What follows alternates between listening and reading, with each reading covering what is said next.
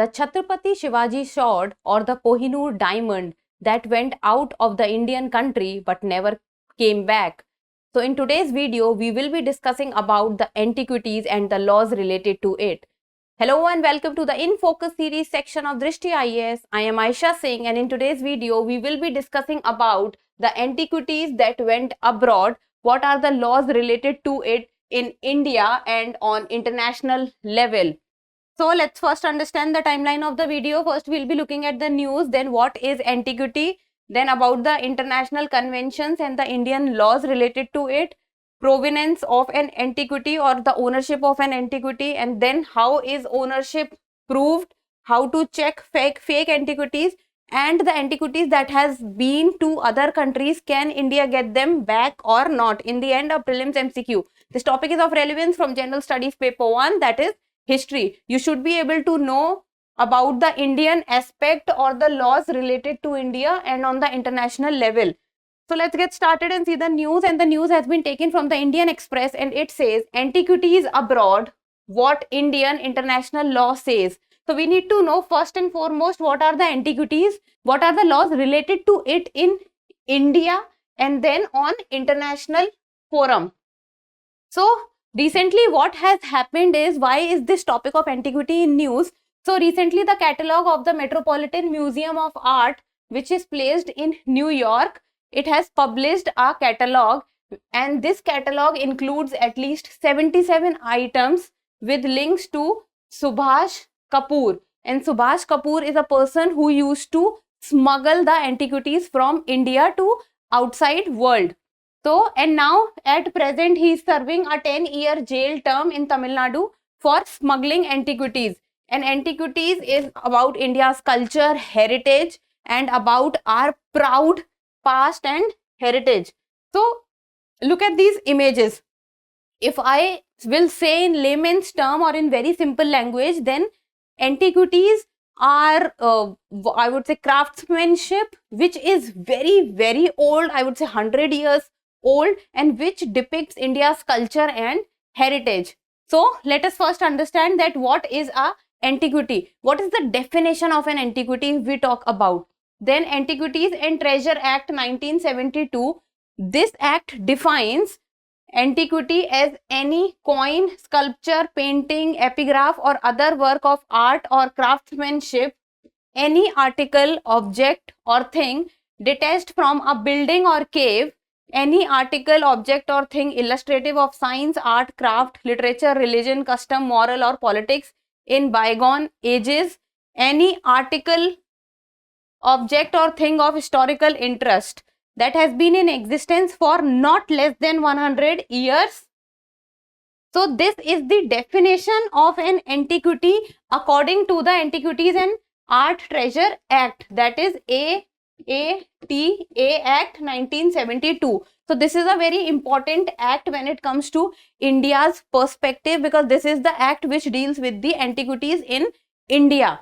So according to this, this is a definition of an antiquity. So if a question comes and you have to write that what is an antiquity, so this is the definition that you can quote. And an important word here is that the antiquity has been in existence for not less than 100 years old. So it is not that something which has been found some 10 to 15 years back, we can say that yes, this is an antiquity. No, the craftsmanship has to be very old and more than 100 years old. Now let us talk about the international conventions related to the antiquities. So when we talk about international conventions, then UNESCO 1970 convention comes to our mind, and the UNESCO 1970 convention on the means of prohibiting and preventing, it means stopping the illicit import, export and transfer of ownership of cultural property. So import, it means no country can import it or take from outside. Export, no country should be allowed to export it. Or transfer, it means transfer of ownership, that for example, if there one person is me and the another person is you, so I should be able to transfer the ownership from my name to your name. No, that should not be done. Then 1970 Convention of UNESCO talks about means of prohibiting. What are the means that can stop or that can reduce the illicit import, export and transfer of ownership of cultural property? Now, what is cultural property? So, cultural property as the property designated by countries having importance for archaeology, prehistory, history, literature, art or science. So this is the definition of cultural property. See, what the definitions that I am telling you here are the definitions which has been given by some very credible and authentic sources, and these are the definitions that you can also quote in your answer while you are writing your mains answer writing. Then this cultural property is what is given in UNESCO 1970 Convention. So, cultural property is something which talks about the culture of a country, the heritage of a country, literature, art, everything. It defines the history of a country. Then, according to the Interpol report 2019, 50 years after the UNESCO Convention of 1970, the illicit international traffic of cultural items and related offensive is sadly increasingly prolific. So the Interpol report is also saying that even though after 50 years that happened, the UNESCO 1970 Convention, the sale of antiquities is on a rise. It means the antiquities, the illicit import, export and transfer of antiquities are increasing. And this needs to stop because this tells a lot about a country's history, country's heritage, country's culture. This can also create a rift between two countries. Like for example, if we will talk about the Kohinoor diamond, then Kohinoor diamond originally belongs to us, that is India. But now the diamond is not with us. The diamond is attached with the Queen's crown of England. So, and the Indian community and the people of India have an attachment to the Kohinoor diamond, and as a nation we also want that the diamond should be back to our country. So now the Indian government and the Indian people want the diamond to be back in our country, but that is something that is not that easy, because since a long period of time or since hundreds of years, the diamond has been with some other country. Now with this, let us now talk about the Indian laws. So what are the Indian laws that is related to antiquities? So first we talked about the international forum, that is the UNESCO 1970 Convention. Now it's time for the Indian laws. So the union list, there is three kind of list in our country that we all know in our constitution, that is union list, state list and concurrent list. So union list is something which center plays a major role, and in state list it is state which plays a major role, and in the concurrent list the center overpowers the state, but both have a say. So when we talk about the country's heritage, then the topic of country's heritage is placed in three lists, and that is item 67 in union list, item 12 in state list and item 40 in the concurrent list. So three of the list talks about the topic of Indian heritage. And then there have been laws. So before independence, the Antiquities Export Control Act 1947 was there, and this Antiquities Export Control Act actually talked about that no antiquity should be exported without license. Important word here is without license. So who is that authority who will give the license? So, and this was before independence. It means before we became independent. So it was before 1947. Then came in 1958 one more act, and that is Ancient Monuments and Archaeological Sites and Remains Act. So after the independence, one more act came in 1958. Then in 1972 one more act came, and that is the most important act that has come in India, and at present also we are working according to it, and that is the AATA, that is Antiquities and Art Treasures Act, popularly known as AATA. And this is an act which you need to remember and keep in mind, because this is the act which plays most of the part, and we need to know the name. That is Antiquities and Art Treasure Act 1972. So this was about the history of Indian laws. Before independence also we have a law, then in 1958, then in 1972, 1972 being the foremost. Then according to the AATA Act, that is, and AATA stands for what? That is Antiquities and Art Treasures Act. So according to it, it says that it shall not be lawful for any person other than the central government or any authority or agency authorized by the central government in its behalf to export any antiquity or art treasure. So when I say who was the authority who was responsible for giving the permission, so or the license for the export or for the transfer of the antiquity, so that authority is the central government, or if central government has passed on this responsibility to someone on its behalf. Other than the central government, no other person or authority can do this according to the AATA Act. Then license is granted by the Archaeological Survey of India, and the license giving authority in India is the ASI, that is the Archaeological Survey of India. So it is central government and license is given by the ASI. Then comes the provenance of an antiquity. Provenance of an antiquity. What is the meaning of the word provenance? Provenance of an antiquity means that ownership of an antiquity. Who is the owner of an antiquity? How do we find it?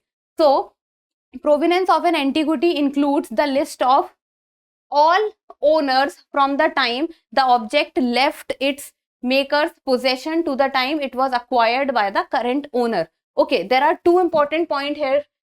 First is current owner and then maker's possession. So see, like for example, if this is the first person, then the antiquity went to the second person, then to the third person, then to the fourth person. Then we need to know about all four owners of the antiquity, starting from the first one, then second, then third, and then the present one. So we should be able to know that this antiquity belonged to all these people at some point of time or the other. So it includes the list of all owners from the time the object left its maker's possession to the time it was acquired by the current owner. That means all the people who have acquired or all the people who have been the owner of the antiquity till date. Now, how is ownership proved? What is the procedure that one can say that this antiquity belongs to me, or the country can say that this antiquity belongs to us? So that is according to the UNESCO 1970 convention that we have already discussed. It says that the requesting party shall furnish at its expense the documentation and other evidence necessary to establish its claim for recovery and return.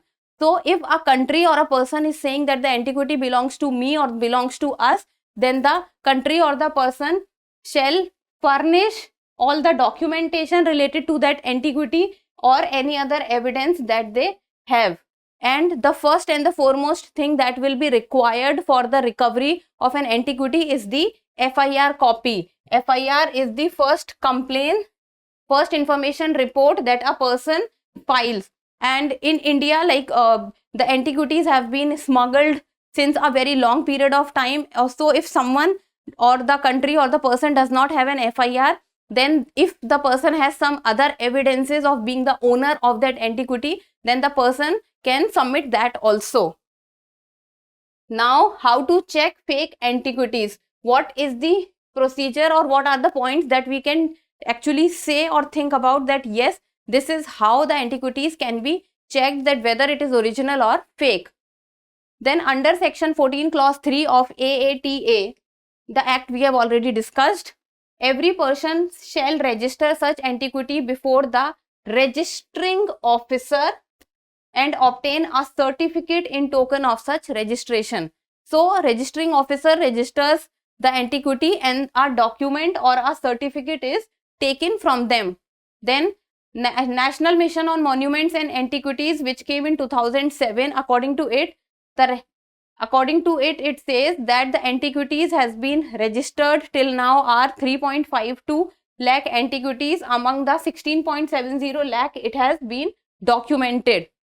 So the documented antiquities in our country is huge, but we are not able to find them, or we do not have the certification for them. Because this certification help in the effective check of the illegal activities, because these antiquities are very much valued in the outside world, and they attract a lot of buyers, and the buyers are ready to give a huge amount and a lot of money for them. Then according to the government estimate, total number of antiquities in the country is around 58 lakh. So this is the estimate that government is saying, that in our country there might be around 58 lakh antiquities. Now, can India bring back antiquities? So is India able or capable enough that they can bring back the antiquities? So there are three categories of antiquity. First is the antiquities taken out of India pre-independence, that is before 1947. Second is the taken out since independence until March 1976. It means after 1947 and before 1976. And 1976 because the act of AATA came in the year 1976. And the third category being the antiquities taken out of the country since April 1976. So if we will talk about these three categories, so can you people guess that which would be the easiest category to get back into our countries, the antiquities that can come back into our country easily? So that would be the third one, because this came after AATA, and AATA has a lot of rules and regulations under it, which makes it easy for an antiquity and for a country like India to claim it, that yes, we are the owner of this antiquity and we want this back because we have the certification and the documentation related to it. Then in the first two categories, requests have to be raised bilaterally or on international fora, because especially in the first category, because this is before independence, we actually do not possess the documentation or the certificate or the FIR so that we can claim about it. So this becomes extremely difficult on the part of a country to claim that the antiquity belongs to us or we are the owner of that antiquity. But in the second and third category can be retrieved comparatively very easily, because especially in the third category after 1976 when AATA Act came, so this becomes comparatively easier than both of them. And second one also because after the Indian independence we might have something or the other, or some kind of certification or evidence that yes, the antiquity belongs to India. But the first case becomes extremely difficult. Now in the end, it's time for the prelims MCQ, and people need to tell me the answer in the comment section. And this says, consider the following missions. The above given mission comes under which ministry? So these are the four missions, and you have to tell that these mission comes under which ministry. That is National Mission on Monuments and Antiquities, National Mission on Manuscripts, National Mission on Libraries, and Gandhi Heritage Sites Mission. And these four comes under which ministry? And the options are Ministry of Education, Ministry of Science and Technology, Ministry of Culture, or none of the above. So try to read the question and give me the answer in the comment section. You should be able to solve this one, not very difficult. So that's all for today. Thank you so much for watching. Till we meet next time, keep reading and keep writing.